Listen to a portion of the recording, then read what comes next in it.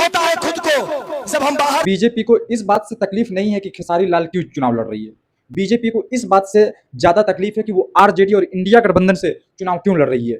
BJP का कहना यह है कि वो आके बीजेपी में शामिल हुआ और बीजेपी की तरफ से चुनाव लड़ो और बीजेपी को प्रमोट करो। क्योंकि और सबसे सोचने वाली बात तो यह है कि उस सम्राट चौधरी जो 7वीं फेल है, 9वीं फेल तो दूर की बात है, और एक 9वीं फेल का तो विजन बहुत दूर का है। वो रोजगार की बात कर रही है, डेवलपमेंट की बात कर रही है, रोजगार बिहार में पैदा करने की बात कर रही है, रोजगार देने की बात कर रही है। लेकिन ये 7वीं फेल जिसको कोई जानता नहीं था, बाप की सत्ता से उठ के बिहार के सिंहासन पे बैठने वाले इंसान, वो इंसान बोलते हैं कि आरजेडी ने नचनिया बजनिया को टिकट दे रहा है। मुझे सम्राट चौधरी से ये कहना है, कंगना रनावत क्या है? वो भी नाचने वाली है, भले किसी फील्ड से भी हो, वो भी नाचती है।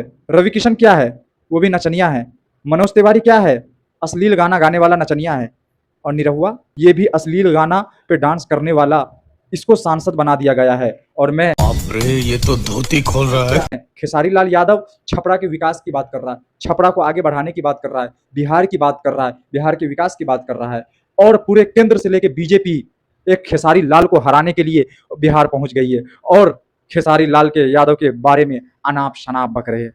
लेकिन खेसारी लाल यादव भी अच्छे से रोस्ट कर दिया पूरे केंद्र से लेकर बीजेपी के जो नचनिया बजनिया नेता है वो सबका, कि आखिर 15 साल से तो केंद्र में तुम्हारी सरकार है, 20 साल से बिहार में तुम्हारी सरकार है, आज तुम इलेक्शन के टाइम पे क्यों रोजगार की बात करने लगे और विकास की बात करने लगे और छपरा के विकास की बात करने लगे। और बीजेपी में तो यहाँ तक रेपिस्ट लोग हैं। आपको ये पता होना चाहिए, एक प्रज्वल रेवन्ना है, ये बीजेपी के नेता है और वो उसके ऊपर आरोप 2000 लोगों का शोषण करने का आरोप है और वो अभी उसको जेल में रखा गया है और सुनने में आया है कि वो उसे उम्र कैद की सजा मिली है। और एक और जो रेसलर, जो हमारे भारत की रेसलर है, जो कि आरोप भी लगाया, कंप्लेंट भी किया, बीजेपी के जो सांसद है, जो यूपी के गोंडा से सांसद है ब्रजभूषण शरण सिंह, उसके ऊपर न जाने कितने शोषण करने के आरोप है। और बीजेपी के नेता और बीजेपी बोलती है कि नाचने वाले को टिकट दिया जा रहा है। तो मैं सम्राट चौधरी से ये कहना चाहता हूं कि आप जिस बीजेपी में हैं उस बीजेपी का बैकग्राउंड क्या देखा आपने, या आपने खुद का बैकग्राउंड देखा कि आप कहां से आए और कैसे आए।